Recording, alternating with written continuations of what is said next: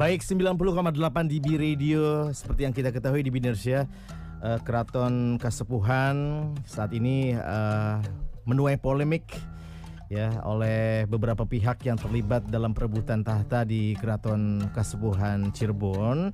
Dan ada beberapa pihak, diantaranya ada Sultan Aloda II, Raharjo Jali yang kemarin barusan saja menggelar jumenengan. Kemudian juga ada Ratu Nunik dari keluarga Amir Sena, ada Ratu Mawar Kartina dari famili Kesultanan Cirebon, kemudian juga Lukman Julkaidin dari Sultan Sepuh ke-15 Keraton Kasepuhan, ada juga Pangeran Kuda Putih dari Santana Kesultanan Cirebon. Waktu beberapa hari yang lalu, hari Minggu ya, saya sudah minta klarifikasi terkait statement jumenengan Raharjo dari Ratu Mawar.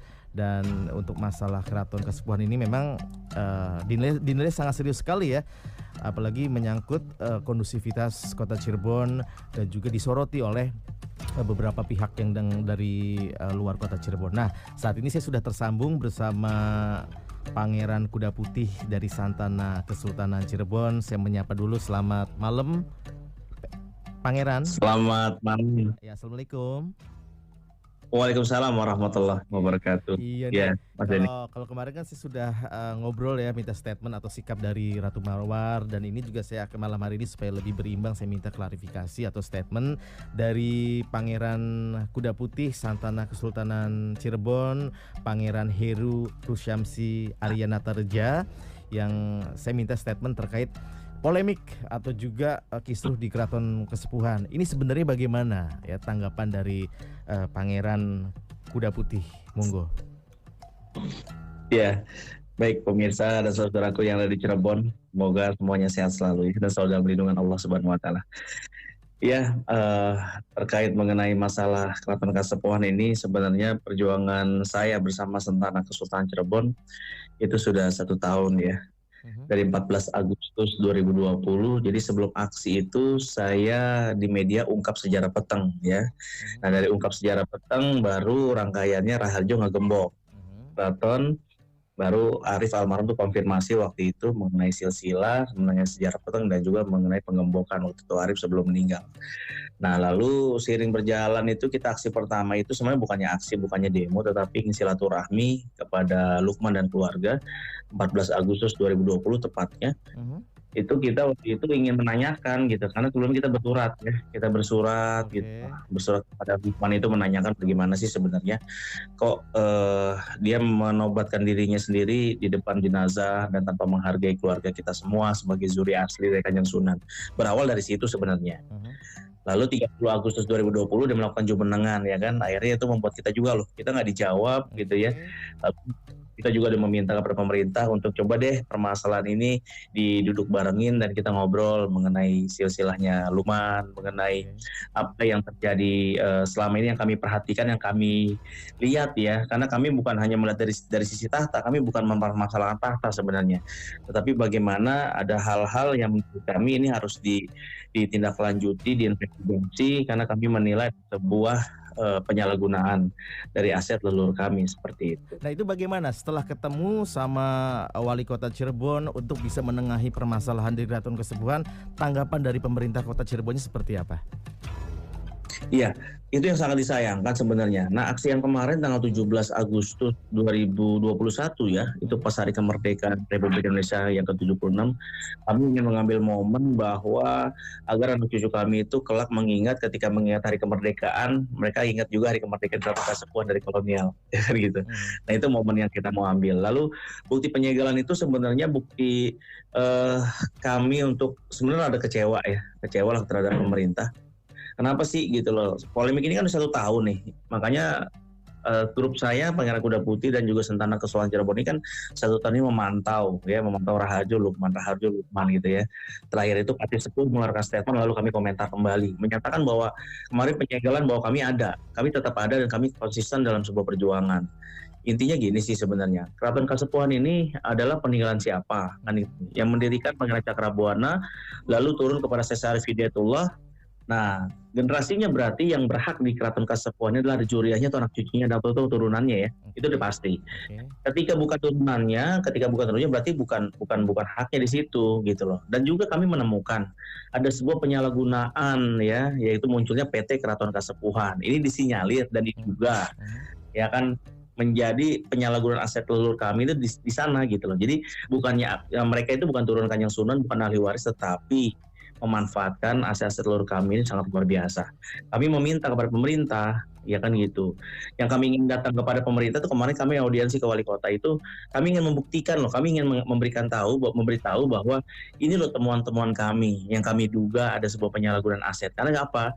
Karena keraton sudah didaftarkan menjadi cagar budaya. Oke. Nah, peran pemerintah di sini ada dong, benar nggak? Yaitu APB dan APBD pastinya. Nah, dengan adanya PT Keraton Kasepuhan ini harusnya bisa dimatchingkan dan diinvestigasi. Seperti itu sebenarnya, bukan urusan tahta sebenarnya kalau kami. Nah, jadi misalkan ini ya, waktu kemarin Jumenengan Raharjo ini ditolak oleh Ratu Mawar. Nah, sedangkan dari pihak PKP sendiri dengan Jumenengan Raharjo menjadi Sultan Aluda II di Keraton Kasepuhan Cirebon, bagaimana sikapnya? Kalau saya yang jelas pastinya sangat menolak lah ya.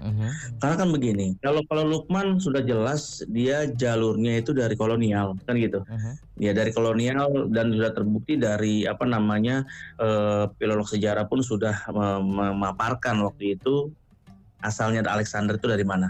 Lalu yang kedua diyakini baru putusan amar putusan yang antara Raharjo Jali dengan Lukman itu sudah jelas juga bahwa Arif ini ataupun leluhurnya Lukman ini ke Sultan 11 saja nyangkut lah, putus gitu, apalagi Kanjeng Sunan kan gitu. Itu yang pertama. Yang kedua, Raharjo Jali ini kalau kita lihat dari babon keratonnya ya, babon keratonnya sama dengan Arif gitu, dibuat ataupun bermuara kepada Ki Muda atau Hasanuddin. Nah, di sana di babonnya itu dijelaskan bahwa Ki Muda ini adalah adik dari Sultan Sepuh IV. Nah, kalau adik Sultan Sepuh IV berarti anaknya 3 dong, kan ya, anaknya Sultan Sepuh III. Nah, saya turunan dari Sultan Sepuh III itu tidak ada di data kami, tidak ada namanya Hasanuddin sebagai anaknya beliau.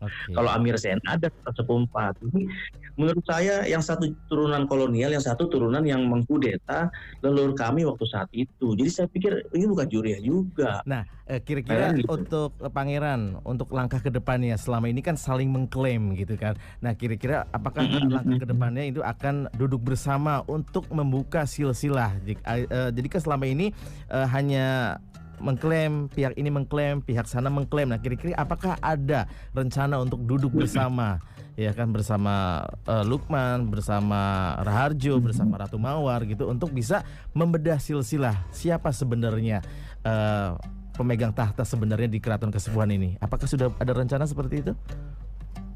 Iya, saya sih berharap demikian ya. Waktu dari awal juga Lukman saya ajak duduk bareng untuk bedah silsilah juga mereka enggan. Lalu yang kedua, pihak Raharjo juga selalu membahas masalah Sultan 11 saja. Dia tidak mau membahas masalah 5 ke atas, itu terlalu jauh bahasanya mereka. Nah, ini kan menjadi sebuah kerancuan atau kebingungan publik gitu ya. Kalau kami para zuriah ini ayo gitu duduk bareng. Kami tidak mengejar para tahtanya. Intinya adalah poin perjuangan kami, Keraton Kasepuhan itu miliknya siapa, lalu yang berhak adalah zuriah Kanjeng Sunan. Kalaupun saya membahas masalah amar putusan Raharjo Jali memenangkan pada putusan pengadilan itu cuma hanya tanah pegambiran. Lalu cucunya Kanjeng Sunan, bukan berarti katakan dia menangkan itu lalu dia hak waris tunggal terhadap peninggalan Kanjeng Sinuhun. Ya kan gitu. Yang harus disadari turun Kanjeng Sunan ini besar gitu, bukan cuma dia seorang gitu loh kan. Dan putusan pengadilan itu adalah warisan dari Sultan Sepuh 11, bukan dari Kanjeng Sunan Gunung Jati. Jadi perjuangan kami adalah kepada Kanjeng Sunannya, bukan Sultan Sepuh 11. Gitu. Kami meyakini turunan Kanjeng Sunan cuma sepele itu saja. Dan saya dengar kalau Ratu Mawar kemarin sudah menggelar konferensi pers terkait penolakan dari Raharjo. Nah, apakah kedepannya dari Pangeran Kuda Putih sendiri ini akan memberikan klarifikasi terhadap media yang ada di Cirebon terkait Jumenengan Raharjo maupun dari Lukman? Apakah kedepannya rencana punya hal serupa yang dilakukan oleh Ratu Mawar dan lain-lain? Ya, insya Allah sebenarnya jumpa pers saya sudah kemarin di Wali Kota ya. Saya duluan sebelumnya Ratu Mawar ya, saya duluan. Sebelum Ratu Mawar saya sudah menyatakan sikap saya terhadap Raharjo Jali ini. Jadi ya saya pikir tetap sama dengan saudara kita yang lain ya, sama-sama juri ya. Cuman mungkin kita beda gerbong tetapi tujuannya sama. Tapi insya Allah kami semua kayak mungkin juga pihak-pihak yang berjuang juga yang memang satu koridor dengan kami, setuju dengan kami, pada dasarnya ingin merapikan rumah orang tua yang pertama. Oke. Yang kedua, agar keraton itu kembali kepada Zuriah yang asli lah gitu. Ya sekarang ini yang konflik tahta itu cuma mereka yang di dalam, antara Lukman Raharjo kan begitu, itu aja bicara masalah tahtanya kan gitu. Kalau kita bukan ke situ, kami ingin merapikan. Oke, baik, untuk Pangeran Kuda Putih, mungkin ada harapan yang ingin disampaikan oleh semua pendengar di B-Radio yang saat ini mungkin sedang dengar, kemudian juga merasa aduh kayaknya apa ya, merasa prihatin gitu ya dengan polemik yang ada di Keraton Kasepuhan. Silakan. Iya, saya berharap kepada seluruh masyarakat Cirebon bahwa Kanjeng Sinun Gunung Jati bukan cuma milik dari Zuriah saja, tetapi ini sudah dimiliki oleh seluruh masyarakat dan bagian dari Cirebon itu sendiri. Dan bahkan juga Nusantara ya. Nah saat ini polemik yang kami terjadi bukan untuk urusan internal gitu. Kalau kacamata saya sebagai Zuriah, ini kami Zuriah kepada orang lain, ya kan gitu. Ya kan, itu apa ya, karena satu dari kolonial, yang satu dari Tunan Ki Muda yang membunuh atau yang mengkudeta leluhur kami. Jadi kami dengan orang lain sebenarnya kan gitu.